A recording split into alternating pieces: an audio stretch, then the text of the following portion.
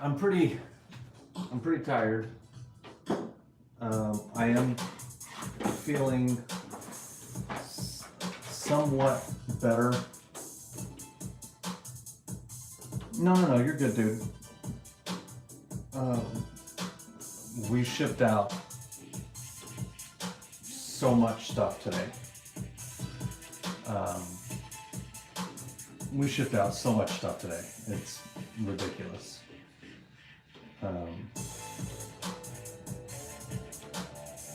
Everybody that has, I think only one order of my Usagi Max has not gone out, but that one just got placed recently. Shipped out a bunch of the headshot commissions, print orders. I mean, there was something like, I don't know, it was a lot, dude. I had to go with my wife in order to take it because she would not have been able to lift the cart that had all the boxes in it.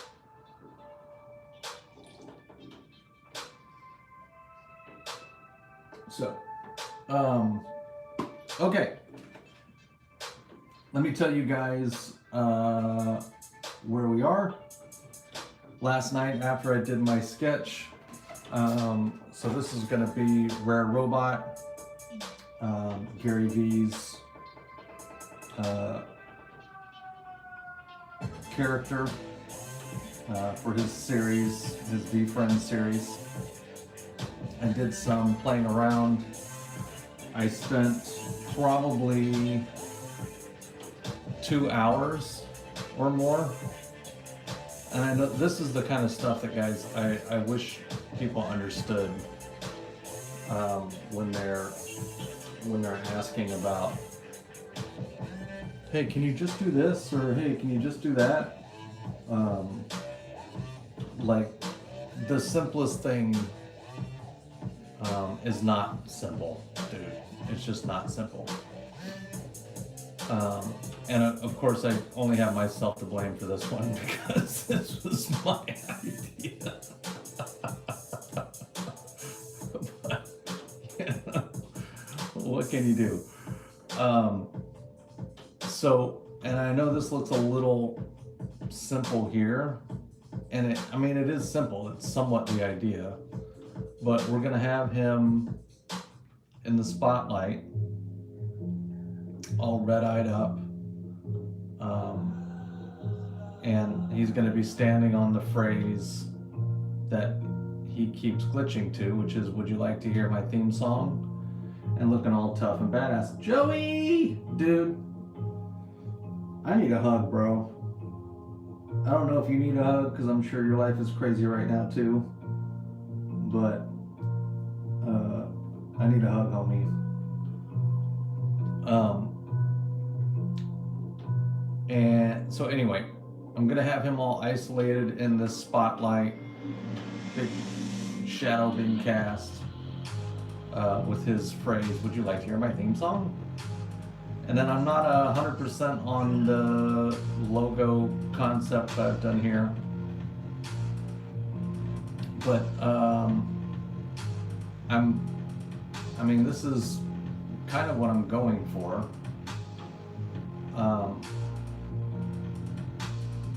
And you know, this is simplified and stuff. I'll polish it up and make it a little more dynamic somehow. But that's the idea. So it's smaller than I thought it would need to be when I did the sketch.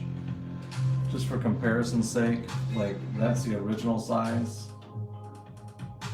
But I think when it's shrunk down into the comic, I think that that's probably going to be more realistic.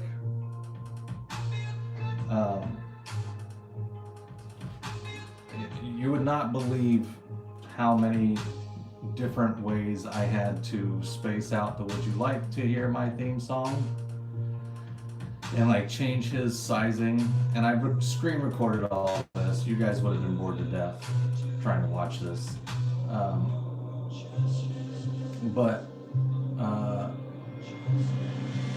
Because the problem is, and you're even seeing it a little bit here which I've made some other adjustments, but he blocks the wording. So I didn't want it to, I wanted it to look like he was standing on it naturally, but I also didn't want it, I needed it to be legible, right? So I had to do it in a way that it was legible. This size right here,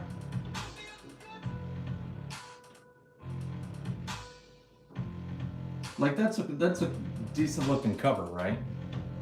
Like if you saw a comic book cover like that, like it would stand out nice.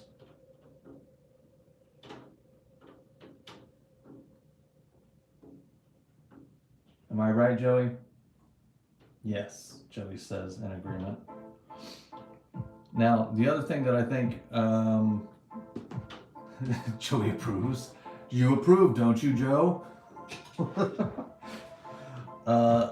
The other thing that we're gonna do is, I think I'm going to do 2 versions of him, which luckily he's such a simple character that it's not gonna be too difficult to do a different version. But I think we're gonna have his tough-eyed version where he's all red-eyed and ready to kick ass. And then I think I'm going to do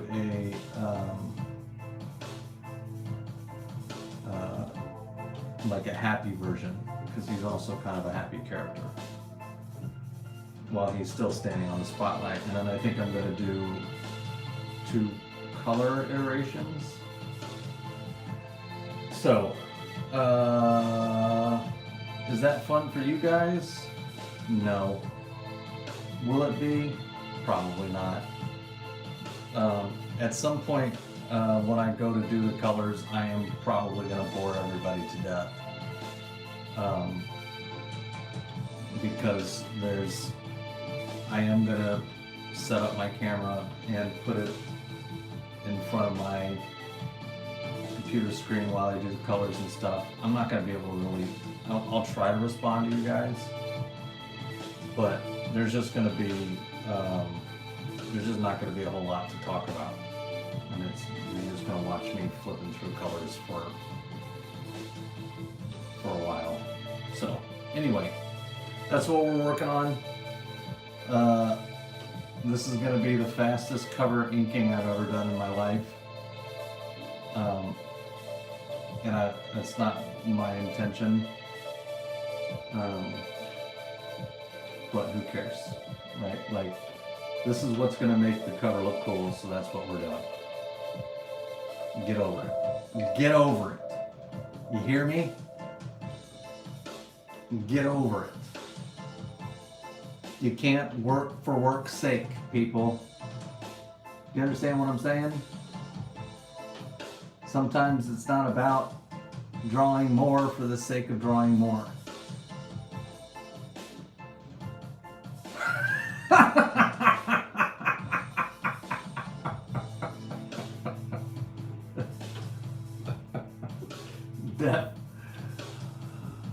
Oh, my ego's out of control, bro. I appreciate it. Keep me in check, my guy.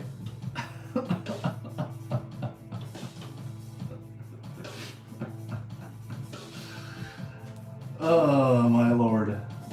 What a friggin' life we lead.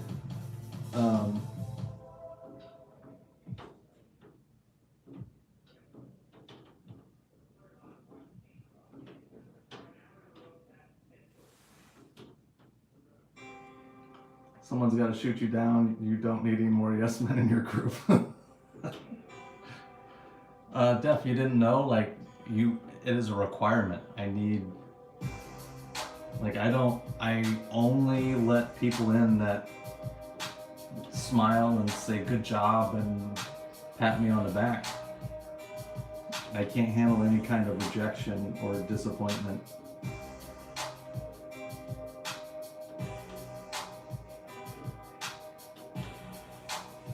It's not what you guys are here for. You're here to...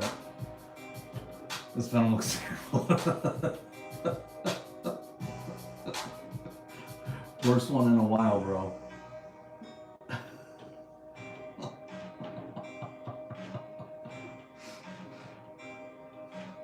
Uh, dude, I hope you're well, Dev. I miss you too, brother. I've been feeling it lately, guys. I've been, you know, uh,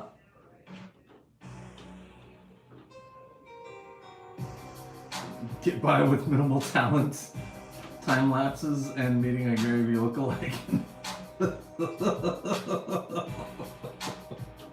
Oh my god.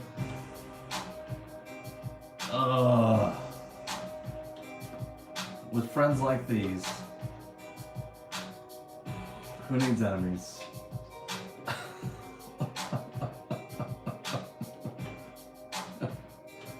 I mean, seriously,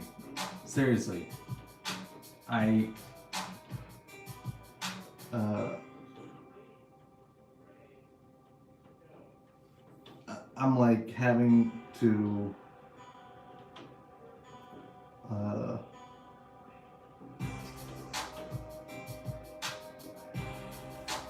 it's been tough, man. Like, this sounds so stupid and self-centered and ridiculous and crazy. Who he dragged to whatnot and saved our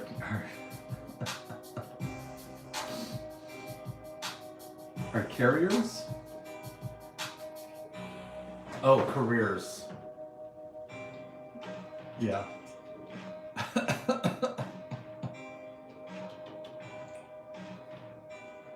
I miss it, man. I miss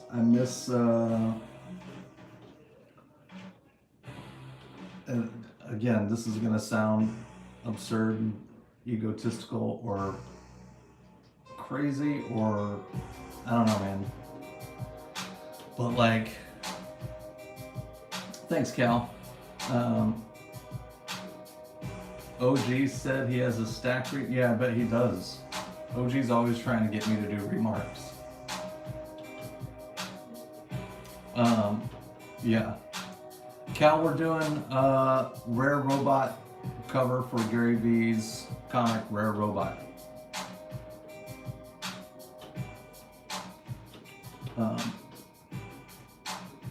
But like this success thing, I'm kind of leaning towards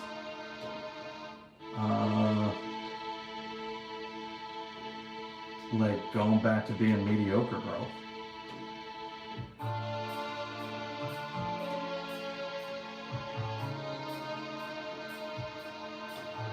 Now I say that right now, and as soon as I start getting caught up on these commissions, I'm gonna be like, what? Looks lonely at the top, take it from a guy over from an adjacent hill. Yeah. Exactly, dude. It's success is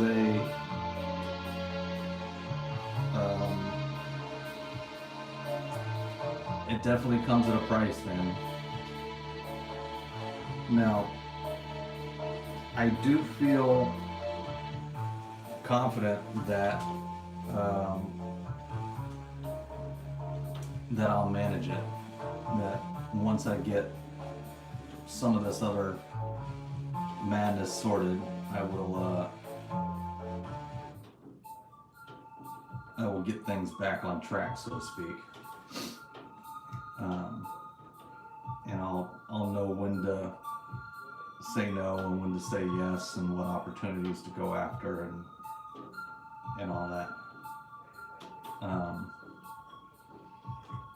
But it is all the publicity and comments and messages and requests a lot to handle. Oh, dude, yeah, man.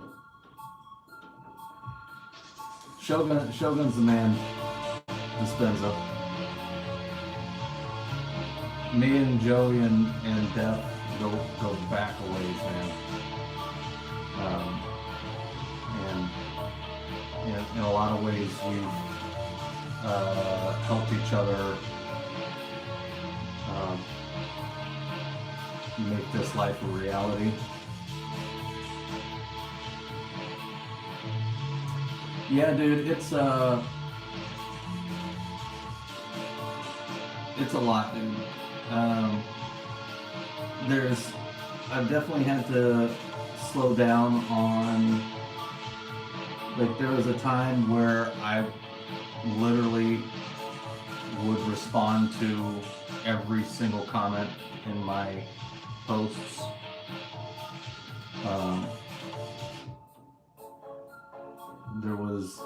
There was a time that I would,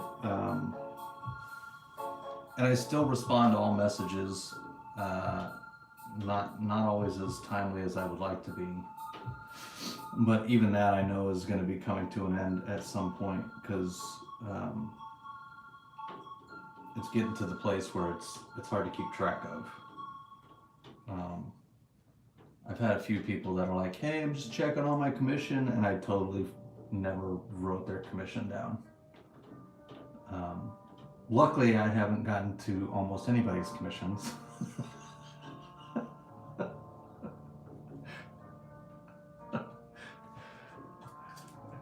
Here, I'm going to show you guys my current commission list. You want to see?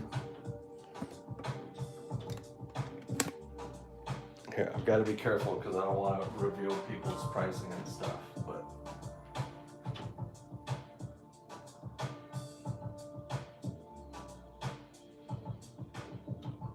and then there's more over here.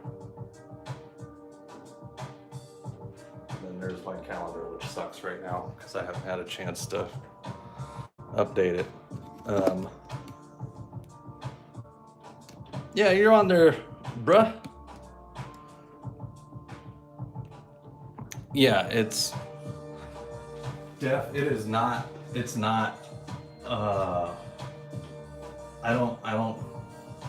I appreciate that you think I'm organized. And even some of those that you saw are actually like 15 commissions in one. So there's probably 35 orders there, something like that. I don't know. I don't even want to think about it. And I just shipped out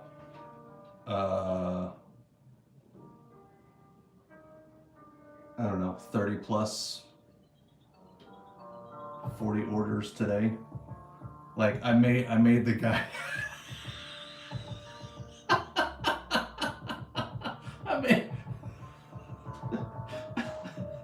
I made the guy at the post office take a deep breath. It was like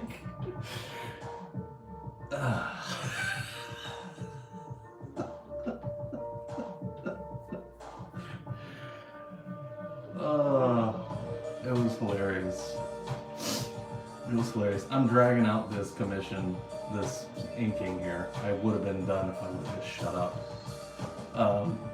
But yeah, he literally was scanning everything, and he goes, you know, we're probably not gonna be able to do this during Christmas.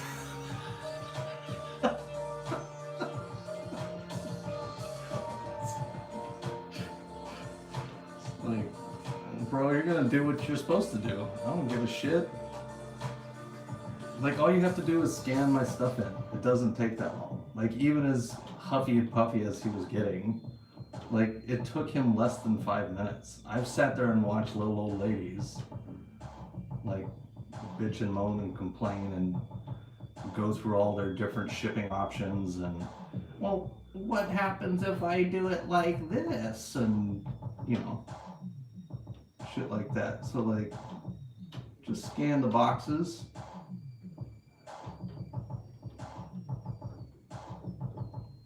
Doesn't have to be that serious. Hey, I'm about to take his job anyway, yeah. About to take all our jobs.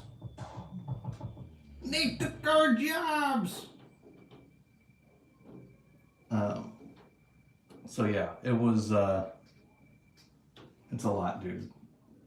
It's a lot. And I've finally been actually saying no to some people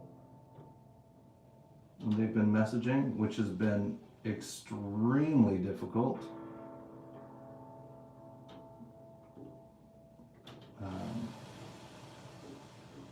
They're like, hey, I'm just wondering, can you do this? And if you did, how much would it be? And I'm like, dude, I can't take any of those orders right now. Well, I mean, it doesn't, I'll do it. It doesn't matter. It doesn't matter. Like, I'll wait as long as you need to take.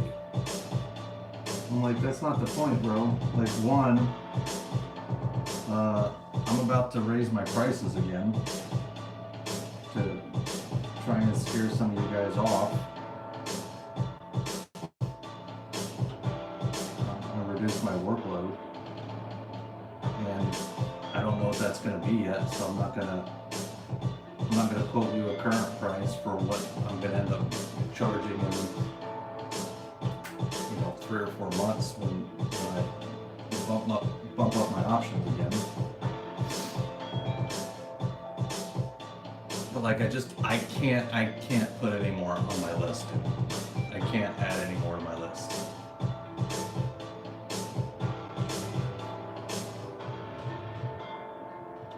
Like, I am maxed out. I had somebody message me asking about they were like, hey man, I'm just checking in on my order.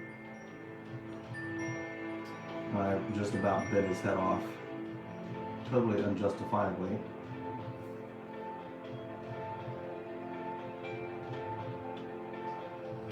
Do you want a refund? Yeah, Joey, I think I am going to do some stuff where I switch up how I take commission orders through my website, probably. I definitely got to stop taking them through multiple sources, through Facebook and Instagram and email and all that stuff. I need to simplify that part. So I think that is definitely going to happen. I mean, it didn't used to be, it used to be like, oh, hey, I've got 10 orders. But I mean, I have tripled my volume from last year, but the majority of that tripling has occurred since May. So it's really like I've done 5 times the volume since May of what I did last year. And that's just too much, dude. It's just too much. Dan, limited spots, yes. So, and then there's some other stuff that I'm trying to work towards. I've talked about it on here before, but one of my goals is to do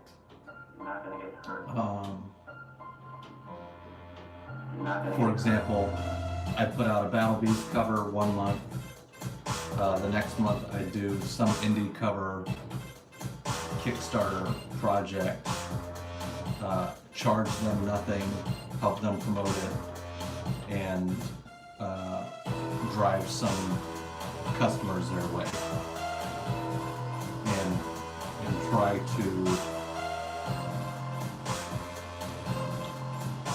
I don't want to just do. Everybody close the I don't want to just do CMB. Yeah, dude, it's and it's part of growing. It's like this is how it goes when you grow, especially this rapidly. Like, there's going to be growing pains. and so you've gotta cope while it sucks and adjust appropriately when you're able. Um, so that's what we'll do. I mean, I'll adjust and make some stuff work better, and it'll all work out. But right now, I'm just kind of over it.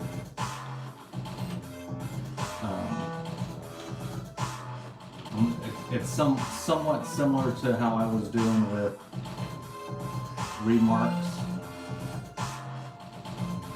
Just like, I'm over this. This is not fun anymore. It will, dude. Like, those, I feel like when I get through this, these other orders, I should be able to get done. At least I'm hoping to get most of them done before the end of the year. I might have a few stragglers that carry over into the new year. And of course there's always like other little things popping, like covers and stuff that I want to do. So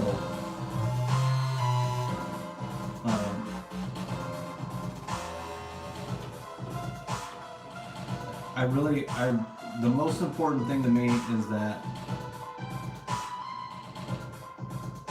I really want to build something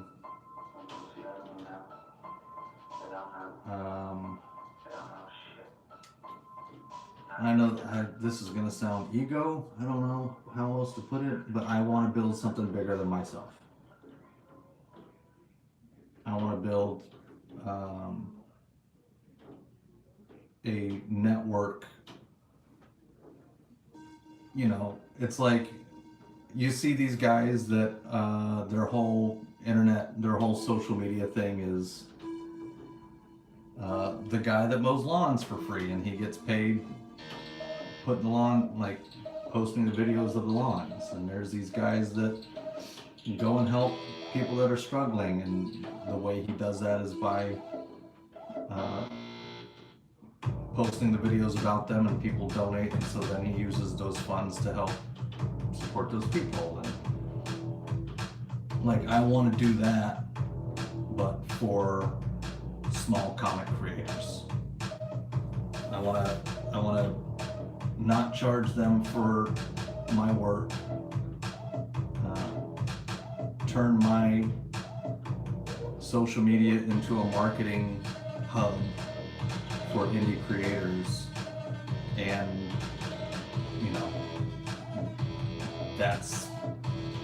and then generate what I need financially off of auctioning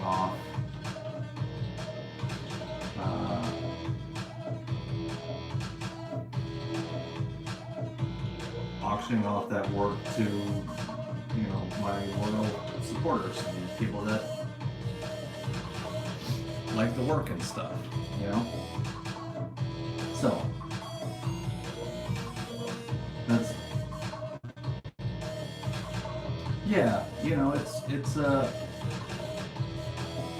it's just a matter of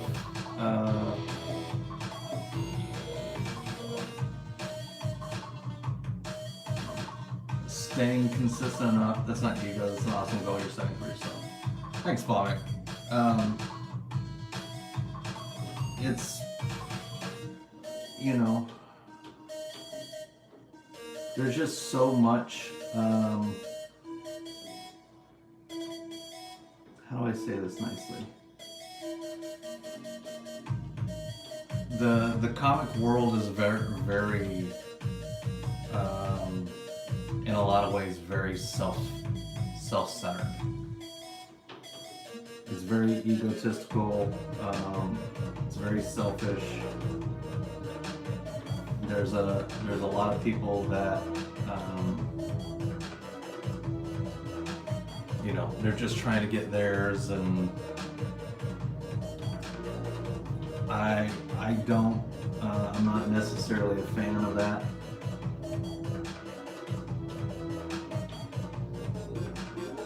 CX, I mean, ultimately, dude, so this is what,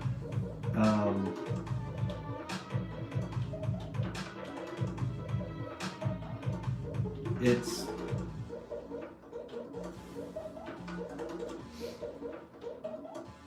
has anybody listened to Tony Robbins?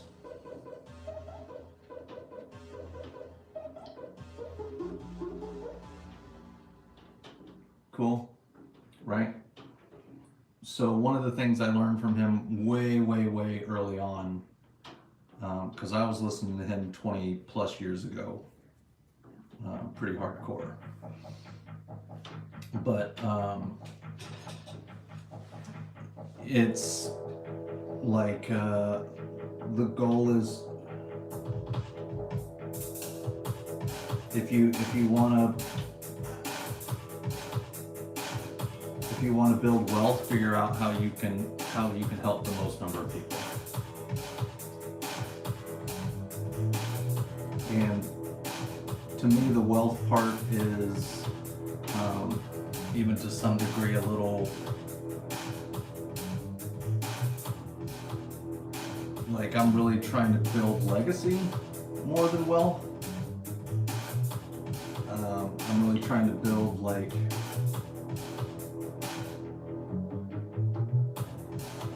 I don't know, man. I've just always felt like I was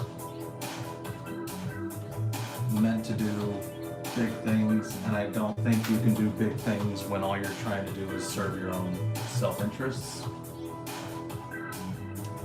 And if you're gonna serve your own self-interests, like, you better figure out how to serve other people's interests as well. You know, like I don't think it's possible to be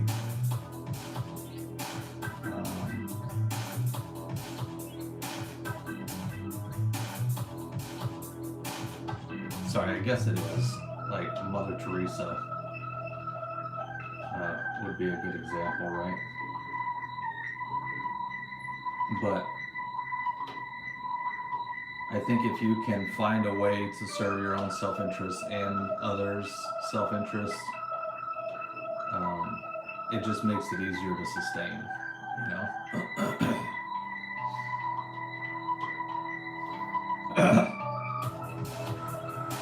Yeah, dude, you know, I'll be alright one way or the other.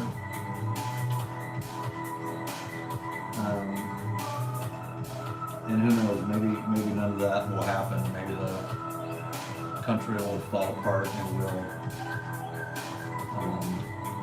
never get the chance because the economy crashes. But in the meantime, like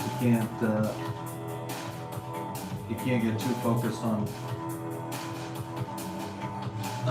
me, dude, maybe. So I have more interest in, here's my thing with the drawing classes, bro. A lot of people ask that, hey, can you do tutorials? Hey, can you do this? Can you do that?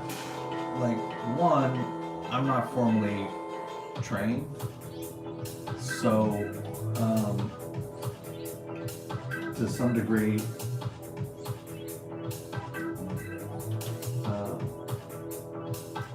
like, it would take a lot for me to put together classes, because the way I do things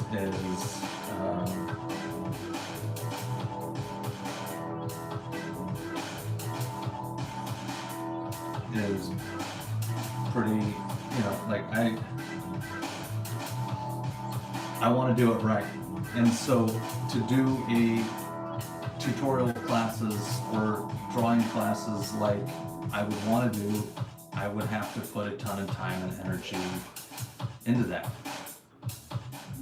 Which, you know, there's nothing wrong with that, and that's definitely something that I might do.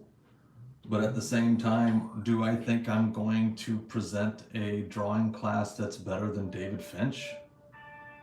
Am I going to teach better than Ryan Benjamin? Am I going to offer something more than Stan Prokopenko?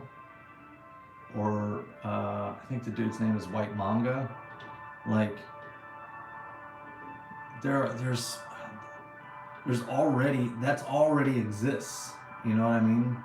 How to draw classes, how to draw tutorials already exists in a volume that is mind-numbing to me.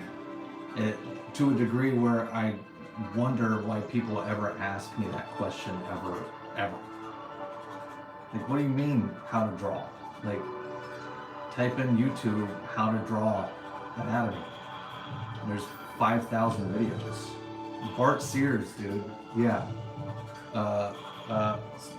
Bern Hogarth and the Morpho series and Anatomy for Artists and like, yeah, Kubera and like, bro. So when I think about,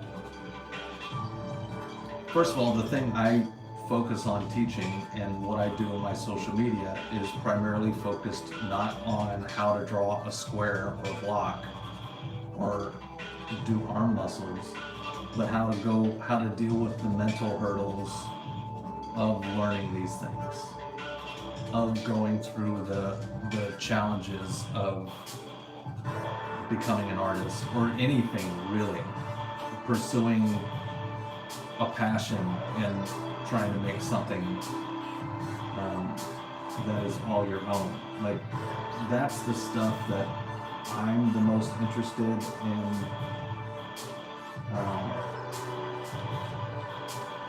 sharing with people and encouraging people to learn and embrace and work through. And then they can go get educated through anybody else that's already offering the stuff that is not any different than what I'm offering.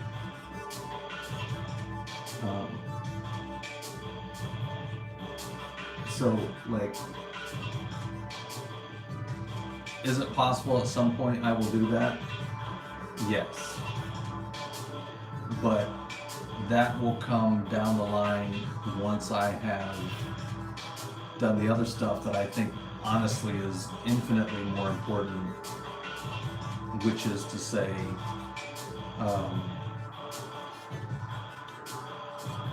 like learning how to deal with the mental challenges of being a creator.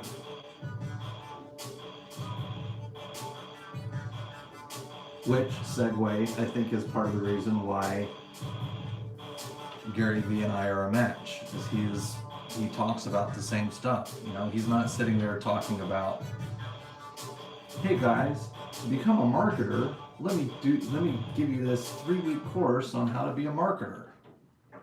Like, he has that stuff. Yeah, and that's not unusual, Super T. Like,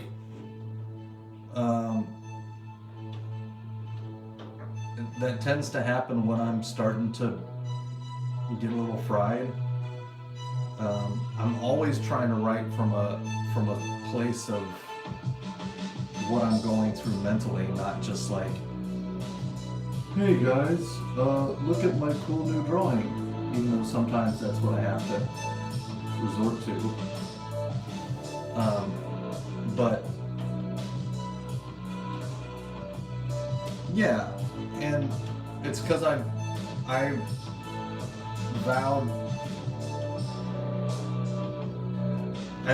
to myself to be a real person and to not, if I was going to do social media, I did not want to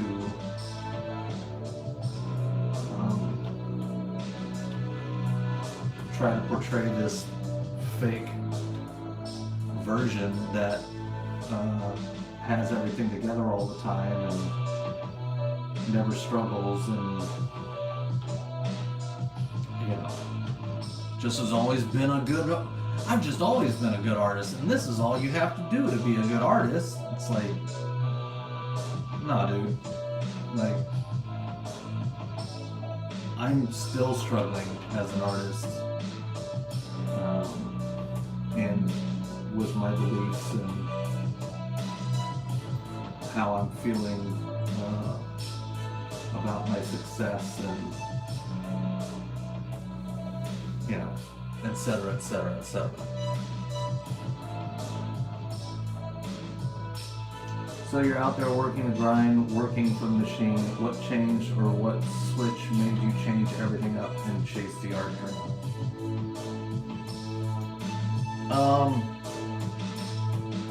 I mean, thank you, Joe. What a great question. Joey's always looking out for me, dude. He's always like, hey man, I'm gonna lob you this softball pitch, and it's your job to knock it out of the park, and if you can't, then just more reason for me to know that I'm better than you, which Joey is 100% better than me.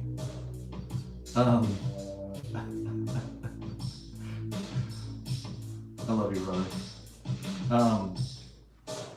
So I mean, I've been chasing the art dream since 2004, and there were several moments in my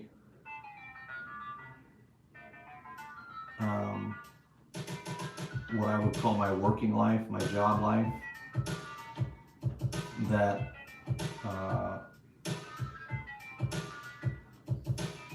kind of started to get me in that direction. I've never been a great employee. Let me take that back. I would go into a job, and my favorite part of any job was learning the job. And when I was younger, I thought,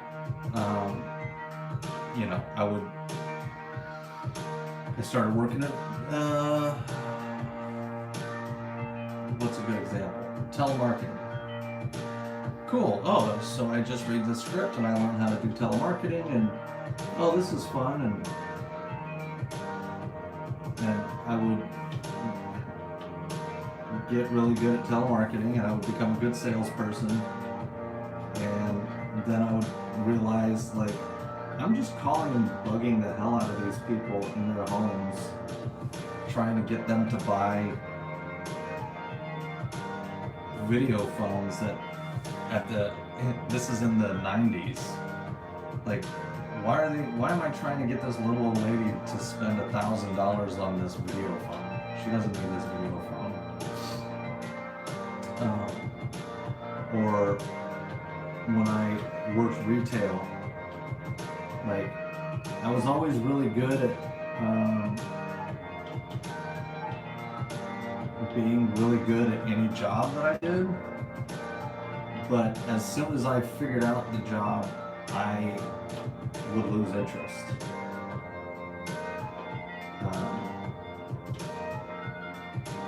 So like, I became a great salesman, and I sold Johnson & Murphy shoes in Dallas, and within 2 months I was out selling the manager that had been there for 10 years, and he would try to tell me that I needed to change up my sales techniques, but I was making more sales and servicing the customers better and faster than he was. So like, what are we talking about? I started selling cell phones, and so I got really good at selling cell phones, and I would have the managers be like, oh, you really should be doing it like this.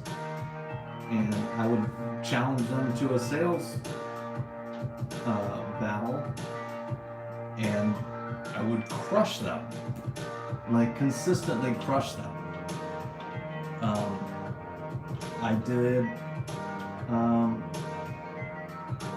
bookkeeping for a bit, where I was managing this they're probably $1 million company, give or take, maybe a couple million. I was helping them organize their finances, and I was learning bookkeeping, and but they were unorganized and they didn't really want to. Like every step of the way, I would try something and I would try to get good at it, and I would learn it, or I would realize that I hated it, and I just eventually figured out that I'm not a good employee, so I need to figure out how to work for myself. So the original art pursuit started because I was newly single.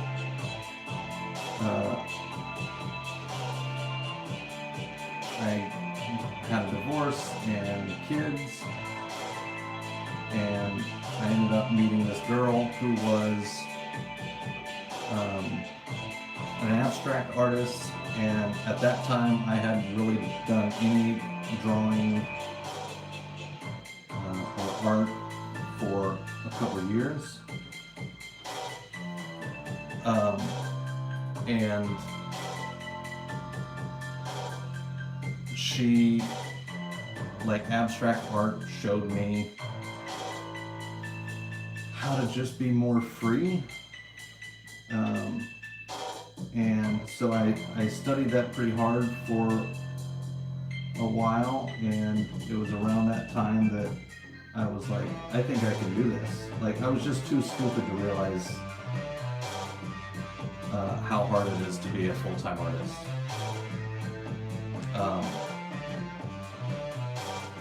And so I went to do it, and of course it was super difficult, and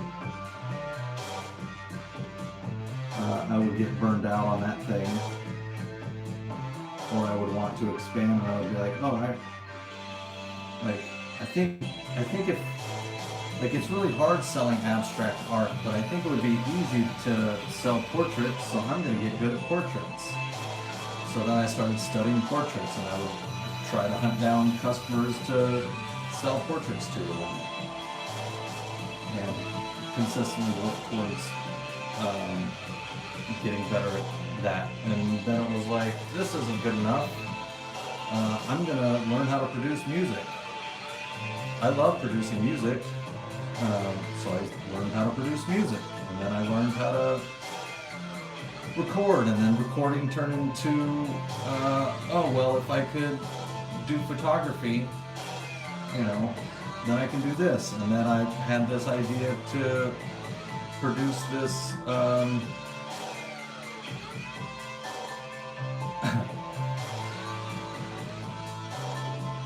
like, all of this has happened, dude, because I was just too dumb to realize that it was too hard to do. You know? So I imagined at one point Gold Coast, north of Vancouver, right on.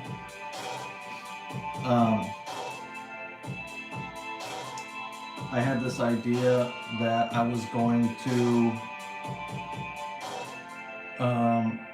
interview people that I thought were interesting,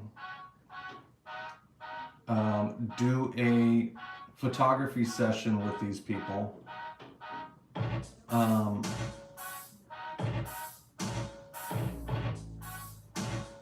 take one of the pictures that I liked, do a portrait of that piece, and then compile the whole thing into like a TV show video series thing. So doing that taught me a lot, how to get better at photography, how to do sound for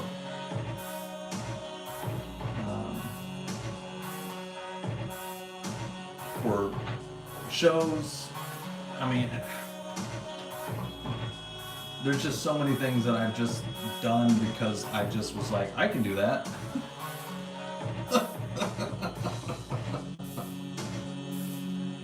that just eventually built a library of skills at my disposal that eventually, like I kept figuring out what I didn't want and what I didn't like. And, here we are today. So to answer your question, Joe, there was not one thing. It's more like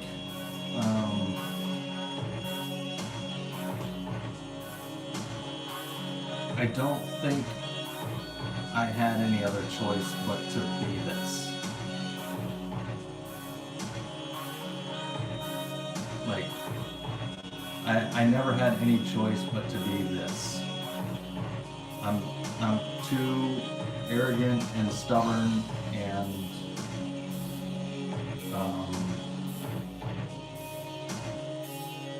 right or wrong, just very opinionated about what I think art should be. There was definitely the one aha moment that I had that I will say is the very first time that somebody that I introduced, when somebody asked me, what do you do for a living? Like, what's your job? And I said artist, like really said artist. And I was like, oh, yeah, like I'm an artist. Like that's just who I am at my core. Curves and levels and thresholds confuse me.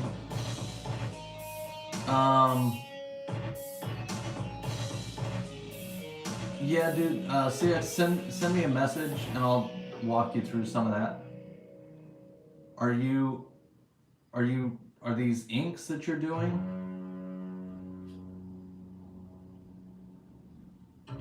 Yeah. I'll help you through that a little bit, man. It's not that hard. There's a lot of little tips and tricks, but I will want to see what you're using, and we can get into it. But yeah, just getting to the place where it was like,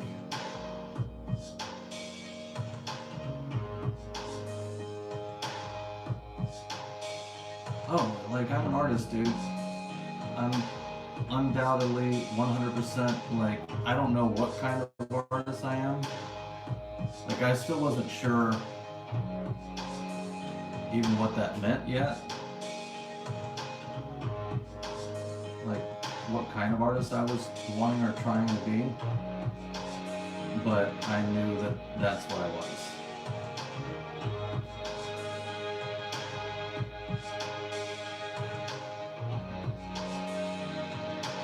It was like coming out of the creative closet, so to speak. It's like, oh, it just feels so good to say it out loud.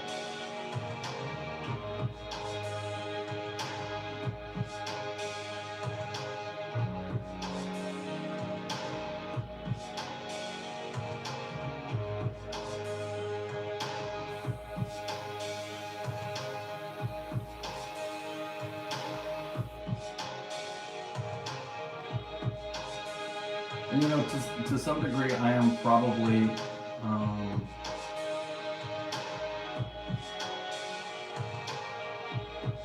fairly delusional about my importance or my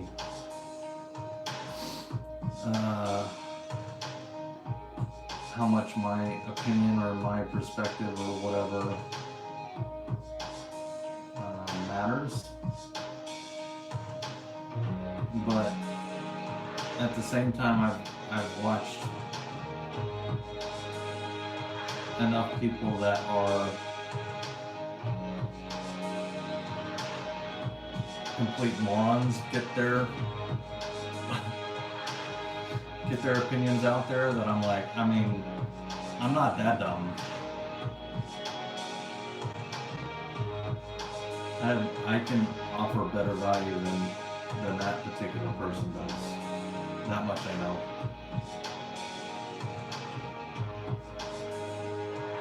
And then being okay with, you know, people not liking me or whatever people's opinions are of me.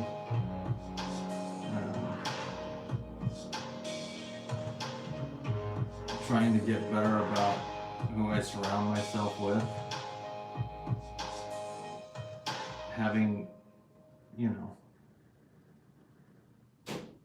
I mean, I don't think it's an exaggeration, and I'm sure Joey has more friends than I do. But like, Joey's probably my best friend, and we've hung out in person twice. Guys like Def are phenomenal people. Joey, yeah, he Joey tries to make his friends. That's why he keeps having children. But guys like Def Shogun and there's another badass that I've become friends with, Rob Duenas, who is Sketchcraft on Instagram. You guys probably know him as the artist that did the series Spawn Kills Every Spawn. Like, I'm starting to get the friends that I wish I would have had when I was younger. Like, I never had artistic, creative friends when I was younger. They just weren't around. Oh, you got a piece from him? That's awesome, dude. Yeah. Rob has helped me a ton. And is just super generous with his time and his experience, and is super knowledgeable. Like, to sometimes I have to get off the phone with him because I'm like, he starts talking about all this stuff that I'm like, I don't know how you know any of this, dude. I gotta go. I'm starting to feel very inadequate here.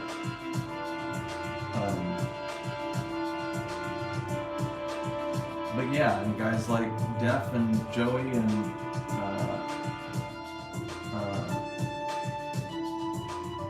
getting to know these other great artists more and more. Hey Mimi, what's going on? No worries. Like, it's just made a huge difference in my confidence in myself and in my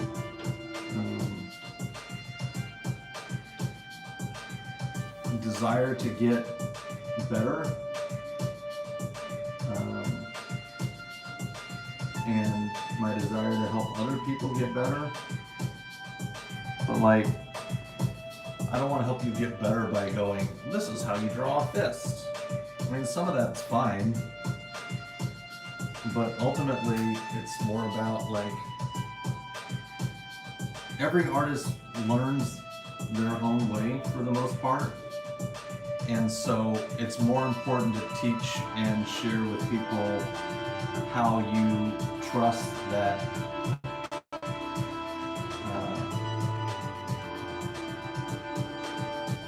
that your interest in the things that you care about and you want to get better at are valid. Like, why do you like drawing comics?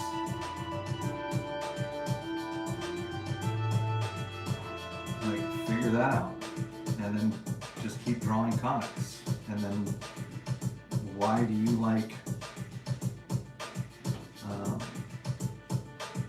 when you draw comics? Why are you drawn to certain creators? What is it about their styles that interests you? Why do you find yourself wanting to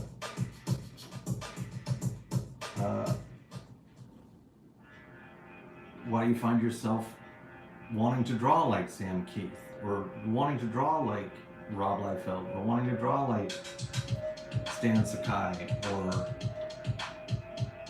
you know, or like Joey Lee, or like me,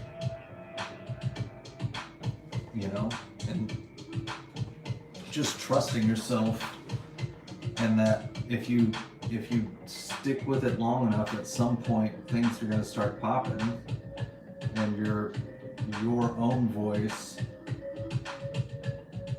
separate from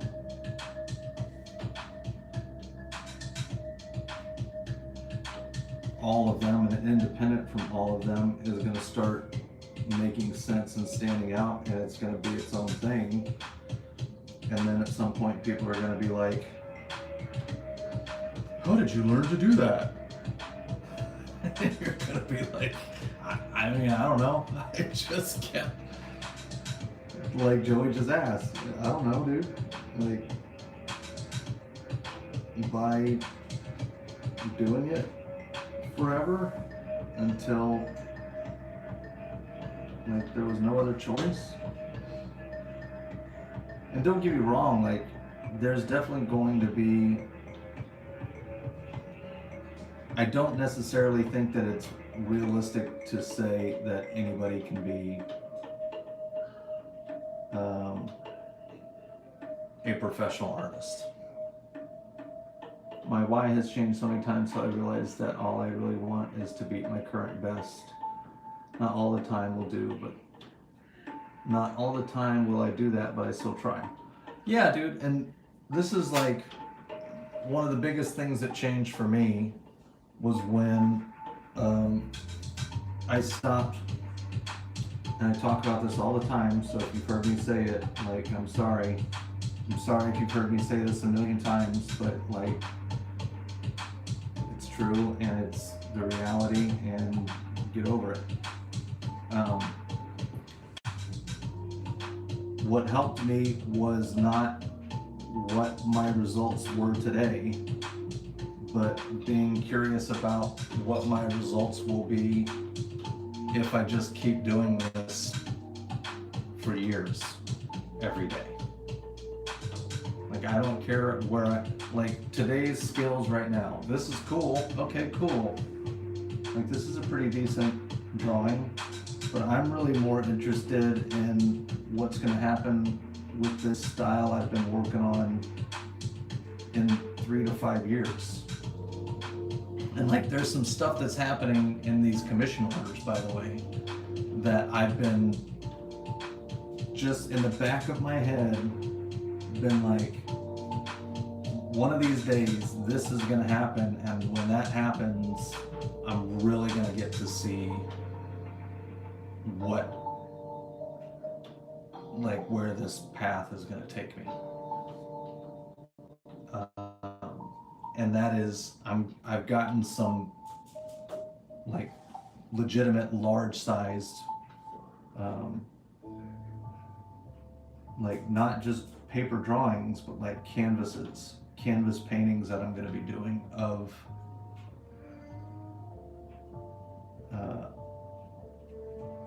some Invincible characters. And dude, like, we're gonna really start getting into tying in what I did with my abstract art, what I did with my portraiture, what I did with my comics, what I'm doing with colors, like all that stuff is really going to start connecting. And when all of that starts to come together stylistically, like, bro, it's gonna be something different that people aren't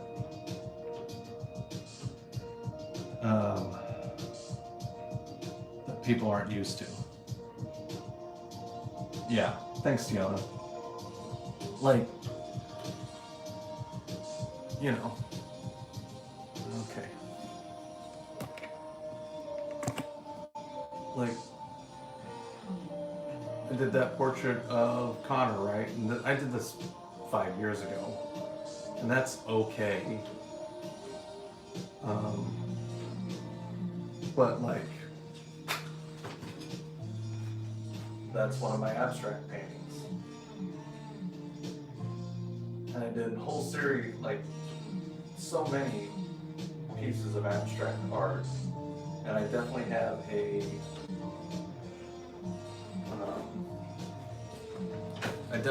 vision. Apparently I don't have the greatest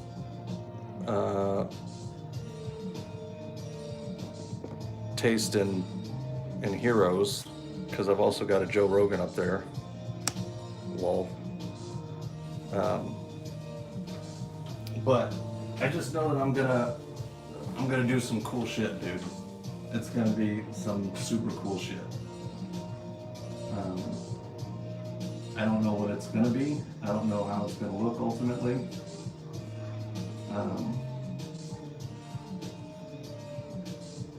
But I trust my ability to make things look good. I don't have a whole lot of disappointed customers in my history. They do exist.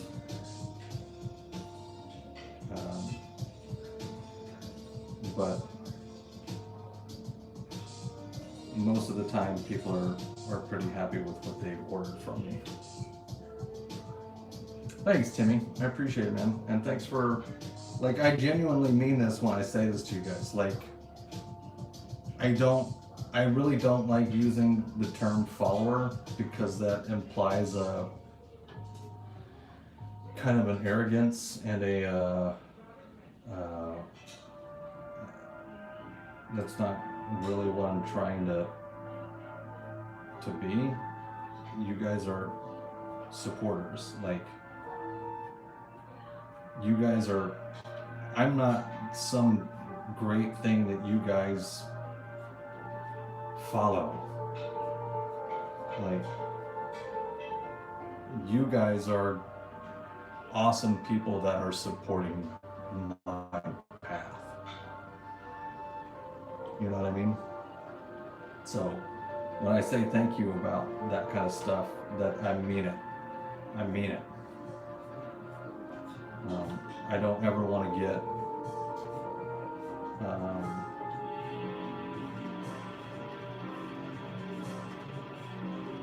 I don't want anybody to, I just don't ever want to get too big for my britches, you know what I mean?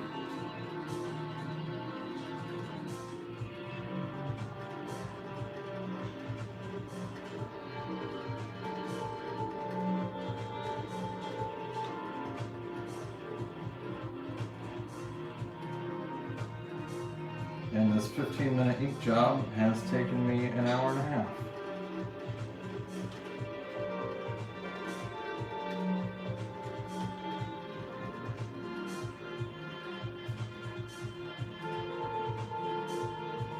The funny thing is I'm probably going to end up not using this at all in my final.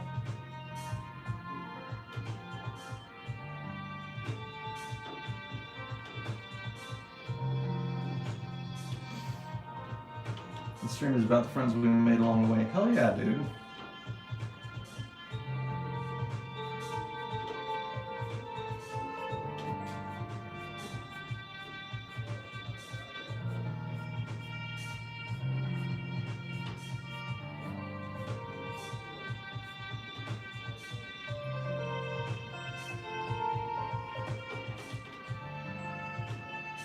I appreciate you, Joe. If I know I say it all the time.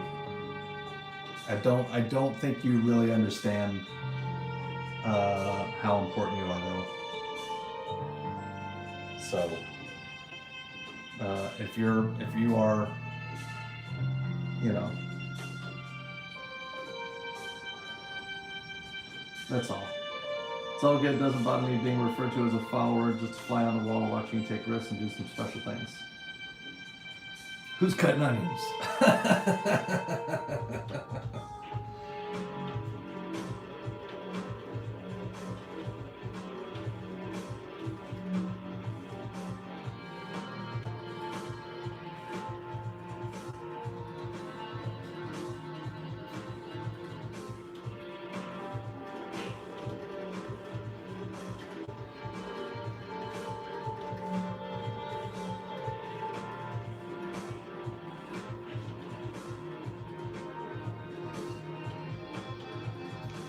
Dude, don't be sorry. I love that you're living your dream, dude.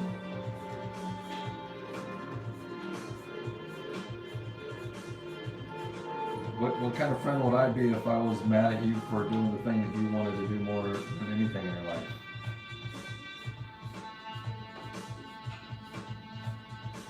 You got a good woman.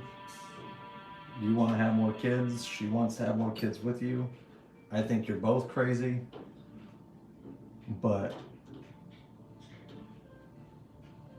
I'm mad at you every day for doing so many covers. That's why you haven't been talking to me lately. It's definitely not because you have children and little babies and a new house or any of that. It's because you're mad at me, and I understand. I worry about it. I'm seriously like, do I need to fail? Do I need to slow down my success so Joey will still like me?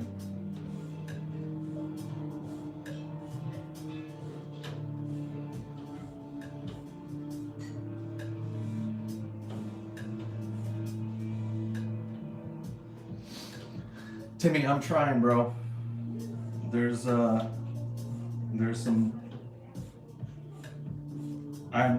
So let me put it this way. I know that I could undoubtedly get into MegaCon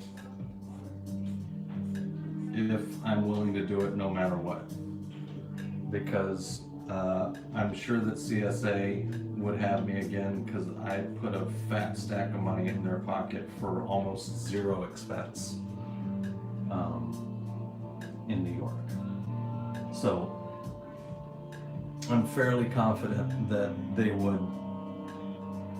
I mean, I more or less have gotten confirmation that they would do that. But I would not.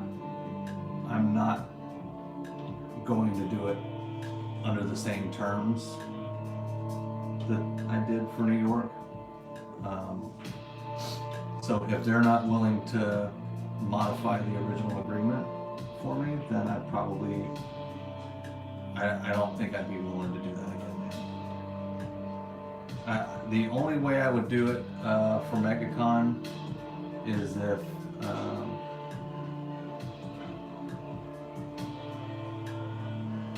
I don't know, something big would have to happen.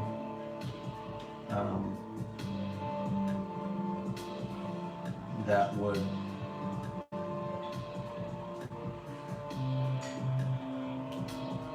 just make it more feasible for me to do it without losing my lunch on it.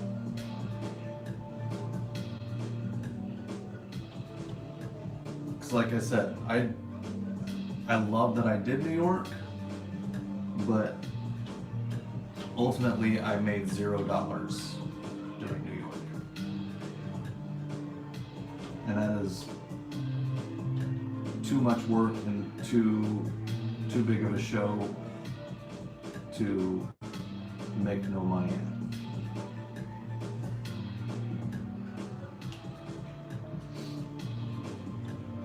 Yeah, man, I'm trying, dude. I'm trying to get out there, bro. So root for me and send all your best vibes my way so that I can get in there on a good deal and not like I said, not take a bath.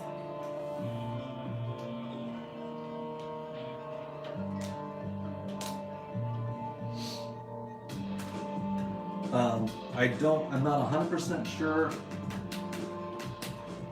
We'll see what happens with Gary and all that, but maybe, or with,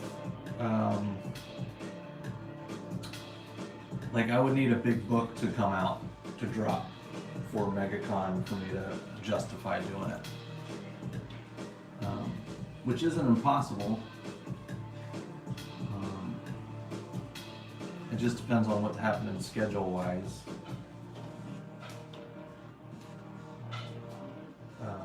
So we'll see, man. What I'd really like to do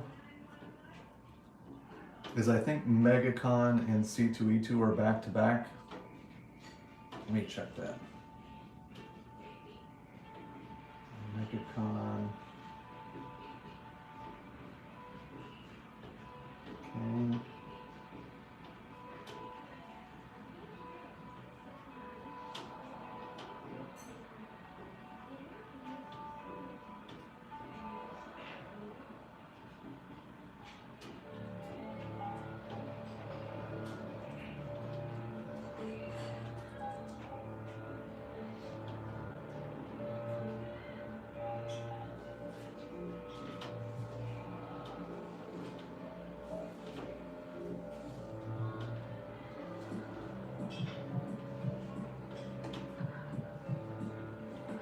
Yeah, so MegaCon and C2E2 are back to back. I would love to do them both.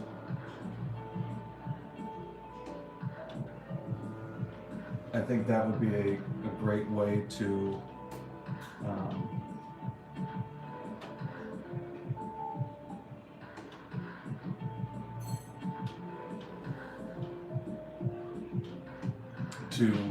offset costs and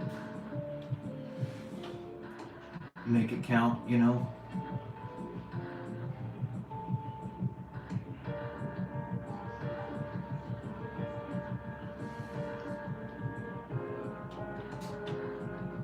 You chilling with my nephew right now, Joe? Are you still on there? You still in here?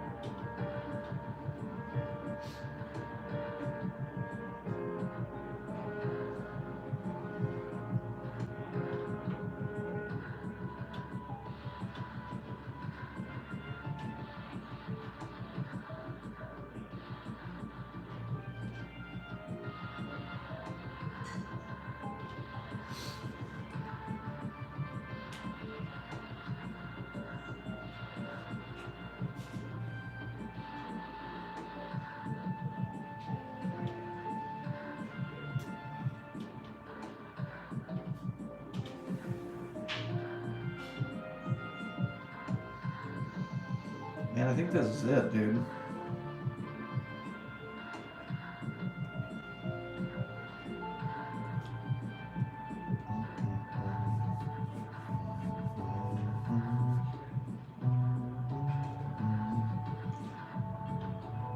All right, so that's it.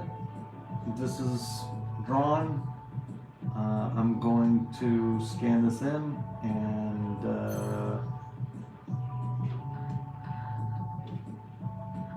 we're gonna see what happens here.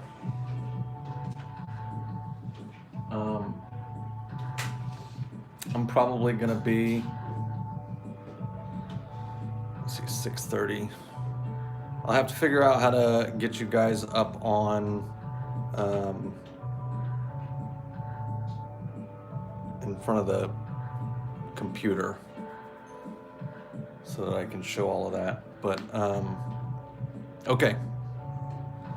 I appreciate you guys. I guess I'll talk talk to you later. Might be back on in a little bit. Or I might just do all this in radio silence like I did before. I guess we'll see. All right, y'all be good.